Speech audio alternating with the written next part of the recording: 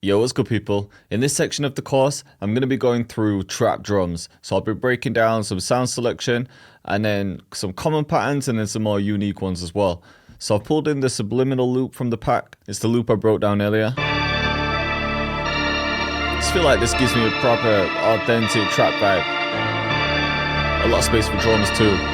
So usually when I pull in these loops, I'll just organize them quick so you can see that each of the stems is separated. And I always separate them by 4 bars each. So as long as you've got the BPM set to the same one as the loop, then you can clearly see where they should be cut. So we'll make a cut there, there, there. And I'm just holding shift and left clicking to make sure it cuts in a straight line. Then P to choose the select tool. And then we can just bring them under.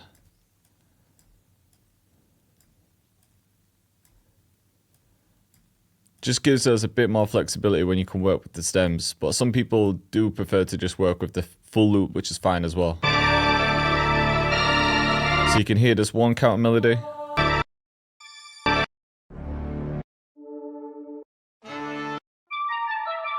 This one.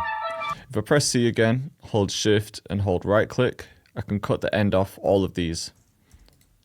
And then if I don't want it to end so suddenly later, we can just bring it back out to get the reverb tail if we need it. And I always make sure this is set to generic bleeding, just so there's no sudden stops. It's basically a small fade out at the end to stop any clicks and pops happening. So we'll save that for this section. Copy these across, shift and left click. So I think this layer as well, we're saving that for the second section too. There we go.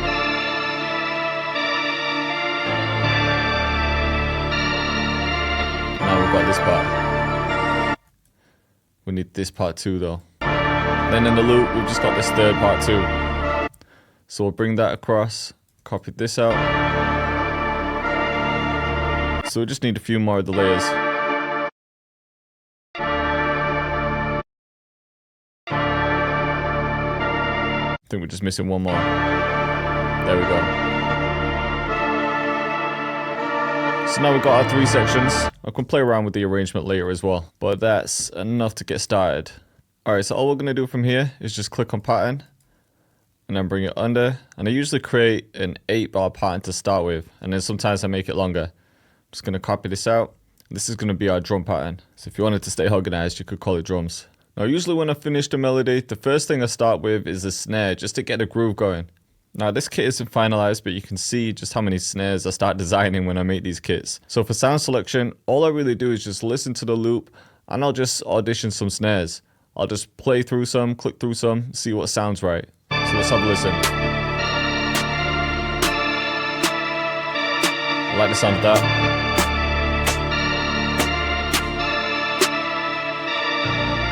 That could work.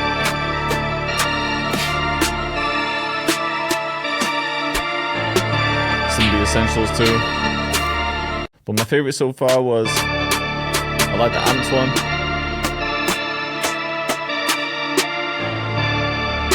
And I like this one, it's just a bit different sounding. So let's drag this in. To get the most basic groove, we could just drop it on every 3rd beat. So if you listen with the metronome on, it's just 1, 2, 3, 4, 2, 2, 3, 4. So on every 3, insert a snare.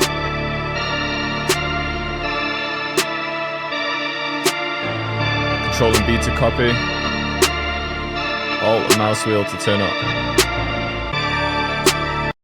Now once you've got this simple pattern, you could pick out a second snare to bring the filler notes in, but this is going to be completely up to you and your taste. So you're going to have to listen and decide if you want to add filler notes, if you just want to keep it simple and just have this one snare, or if you want to use the second snare for the filler notes.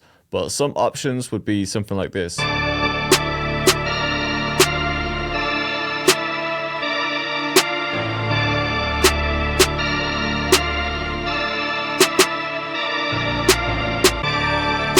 So you're just trying to figure out the bounce. So that'd be one option. Maybe we could save it, like here. So I like that too.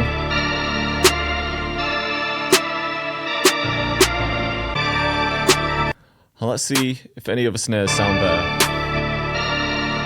I'm just using the mouse wheel and clicking in. I like this one too.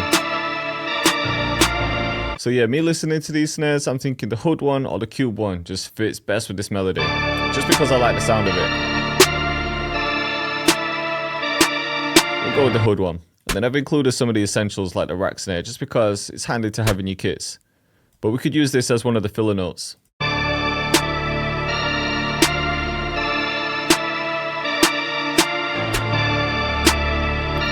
Maybe just that one.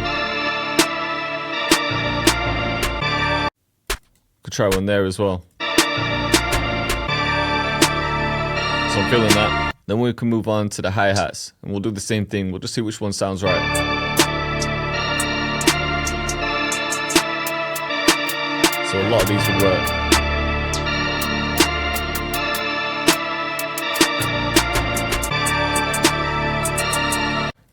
Something like this stands out to me. And when it comes to the hi-hat pattern, again, this is going to be completely up to you and your taste, but I'm going to show you a couple different options. So you could start by right-clicking and selecting fill each two-step. We'll just see if any sound better. So I'm feeling this one. Now if I press F7, go to the piano roll. You don't have to leave this two-step. You could add some pauses like this.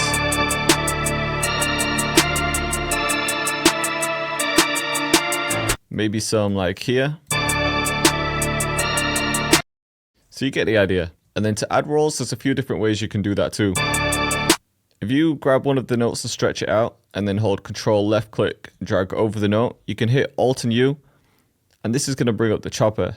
And you can bring this up to increase or decrease the intensity. So if you bring it down, it's going to create more notes.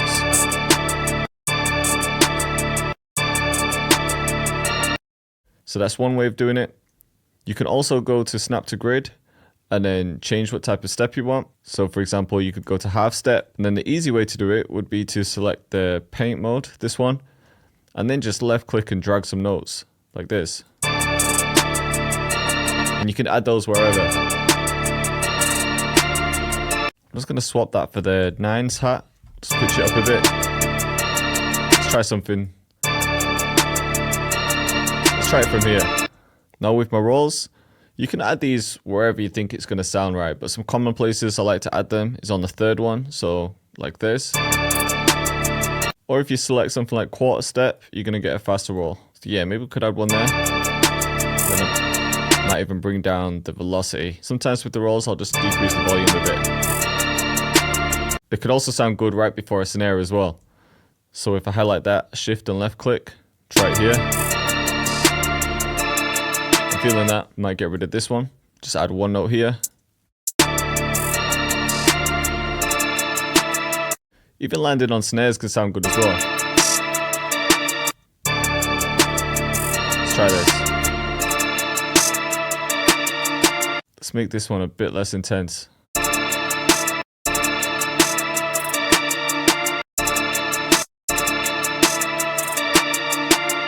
Maybe one more here. We'll get rid of that one.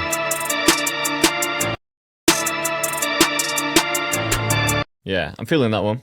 But you know what? Sometimes you don't even have to add the rolls. You can just bring some of the main notes down like this. So I like that as well.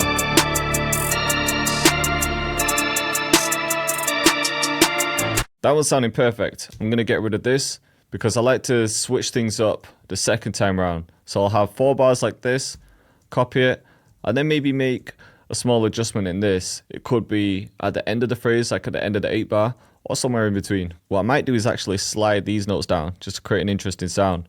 So if I bring the notes out a bit, shift and left click to copy, and then control and down to bring them down an octave. Now if I double click, I can turn these to slide notes. And anytime you left click on a note, if you left click somewhere else, it's going to copy that same note style and same length. So it's going to copy it essentially. And then if we adjust the slide length, we'll get a different tone. Could even set it to, we could even choose third beat and then switch up the bounce entirely at the end. But because we've got this snare there, it's clashing a bit. So the one that I had in my head was something like this. We could even bring this down an octave. So that's an option, but I liked the end snare, so I'm going to bring that back. Even that sounds good to me.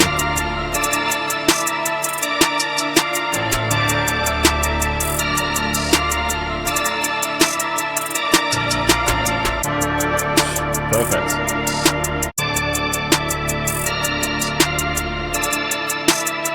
Could get rid of those like that.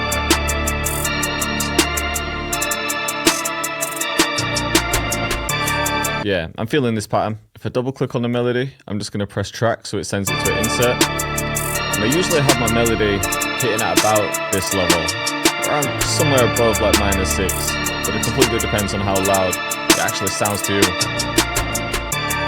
But we'll get more into mixing in a later video. What I am going to do though is pull up an EQ, and I'm just going to get rid of some of the low end. So I'm going to bring this down, change the steepness, or bring it somewhere around like the 150 mark. Completely depends on the melody, but you'll know once you add the 808, you'll know how much space you need to save for it.